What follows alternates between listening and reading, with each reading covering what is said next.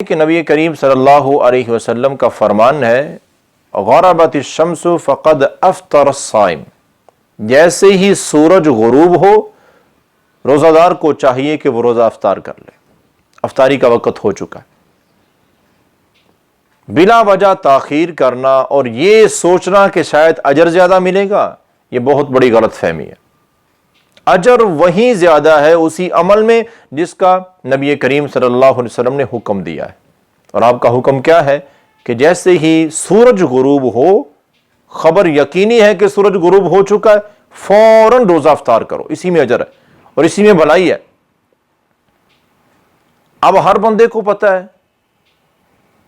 وقت کا کہ اتنے منٹ پر، گھنٹے کی بات نہیں ہے، منٹوں کا پتہ ہے کہ اتنے منٹ پر سورج غروب ہو رہا ہے، تو گھڑی پاس ہے، موبائل میں ٹائم ہے، ہر جگہ وقت موجود ہے، دیکھیں اور فوراً روزہ افطار کریں۔ یہ سنت طریقہ ہے۔ دیکھ رہے ہوتے ہیں کہ وقت ہو چکا ہے، لیکن ابھی تک کہیں سے اذان کی آواز نہیں آئی ہے، کہیں سے کوئی الارم کی آواز نہیں آئی ہے، تو 1 منٹ 2 منٹ 3 منٹ 5 منٹ تک روزے کی افطاری لیٹ کر دیتے ہیں۔ انتہائی غلط اور نامناسب انداز ہے۔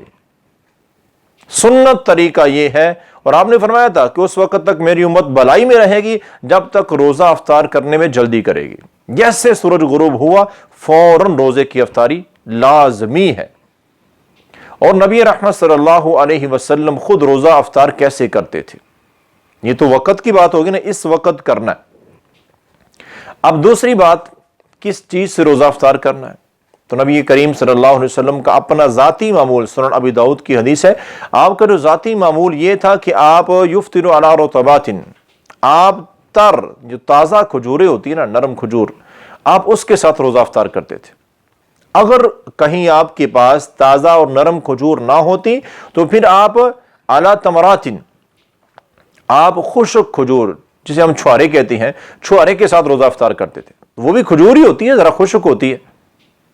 تو سب سے پہلا طریقہ کیا ہے روزہ افطار کرنے کا؟ کہ تازہ اور تر کھجور ہونی چاہیے، نرم کھجور۔ اگر وہ نہیں ہے تو پھر چھوہارے، خشک کھجور۔ اور اگر وہ بھی نہیں ہے تو نبی رحمت صلی اللہ علیہ وسلم کا جو معمول تھا وہ یہ کیا تھا؟ حصا حصوات من ماء، تو آپ پانی کے ساتھ روزہ افطار کرتے تھے۔ اب یہ 3 چیزیں ثابت ہیں، تازہ کھجور، نہیں تو خشک کھجور، اور پھر بھی نہیں تو پانی کے ساتھ۔ اس کے علاوہ کسی اور چیز کو سنت سمجھ کے روزہ افطار کرنا، یہ بالکل نامناسب بات ہے۔ ہاں، اگر یہ تینوں چیزیں نہیں ہیں، خشک کھجور بھی نہیں ہے، تر کھجور بھی نہیں ہے، پانی بھی نہیں ہے، ہوتا ہے، سوچ رہے ہوں گے کہ ایسے کیسے ہو سکتا ہے؟ ہاں ہوتا ہے، کئی دفعہ بندہ سفر میں ہوتا ہے تو پاس کھجوریں نہیں ہوتی، پانی بھی نہیں ہوتا ہے، بسکٹ وغیرہ یا اور کوئی چیز کہیں سے مل جاتی ہے تو وقت پر روزہ افطار کر لینا چاہیے۔ تو اس کے علاوہ پھر کچھ بھی ہو کھانے والی چیز، اس سے روزہ افطار کر لیں۔ اگر یہ ہے تو ان کو ترجیح ہے، سنت طریقہ یہی ہے۔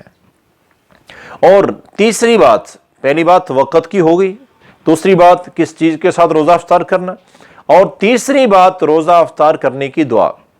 اب یہاں بھی جیسے سحری کے متعلق میں نے بتایا تھا کہ سحری کے متعلق کوئی خاص دعا نہیں ہے کہ سحری کا کھانا کھانے سے پہلے کون سی دعا پڑھیں یا نیت کے الفاظ، ایسے ہی افطاری سے پہلے کوئی دعا نہیں۔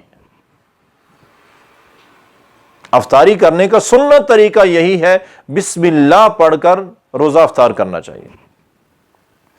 اور روزہ افطار جب کر لیں، حدیث پاک کیا ہے؟ جب روزہ افطار کر لیں، سنن ابی داود میں نبی کریم صلی اللہ علیہ وسلم کا معمول حضرت عبداللہ بن عمر رضی اللہ عنہ بیان فرماتے ہیں کہ کان النبی صلی اللہ علیہ وسلم اذا افطر، جب اللہ کے رسول صلی اللہ علیہ وسلم روزہ افطار کر لیتے اس وقت یہ دعا پڑھتے تھے، ذهب الظمأ وابتلت العروق وثبت الاجر ان شاء اللہ۔ اب کچھ لوگ کیا کرتے ہیں کہ وہ افطاری کرنے لگے ہیں تو پہلے یہ دعا پڑھیں گے پھر افطاری کریں گے۔ یہ اگر اس دعا کا ترجمہ ہی پڑھ لینا تو سمجھ آ جائے گی یہ تو میں غلط کر رہا ہوں۔ اب اس کا ترجمہ کیا ہے؟ ذرا غور سے سنیں۔ اب اس کا ترجمہ یہ ذهب الظمأ، کہ پیاس ختم ہو گئی۔ بھی پیاس کیسے، کچھ پیا ہی نہیں تو کیسے ختم ہو گئی ہے؟ پیاس ختم ہو گئی۔ وابتلت العروق، اور رگیں تر ہو گئی ہیں، جو پیاس کی وجہ سے خشک ہوئی پڑی تھی وہ تر ہو گئی ہیں۔ वसबतल अज्र इंशाअल्लाह, अब मैंने रोज़ा मुकम्मल कर दिया है और अगर अल्लाह ने चाहा तो मेरा अजर पक्का हो गया। ये है इसका तर्जमा। अब बंदे ने पानी पिया ही नहीं है, कुछ चीज़ खाई नहीं है और वो पहले ही कह रहा है कि मेरी रगें तर हो गई हैं, मेरी प्यास खत्म हो गई है, तो ये तर्जमे के लिहाज से ही समझ आ रही कि ये गलत तरीका है। तो इफ्तारी करने का सही और सुन्नत तरीका क्या है?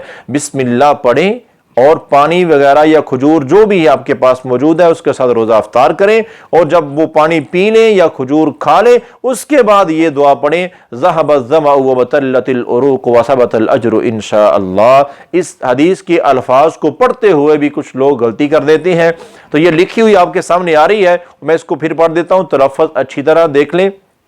पढ़ना कैसे है? ज़हबज़्ज़मअ व बतल्लतिल उरूक़ वसबतल अज्रु इंशाअल्लाह।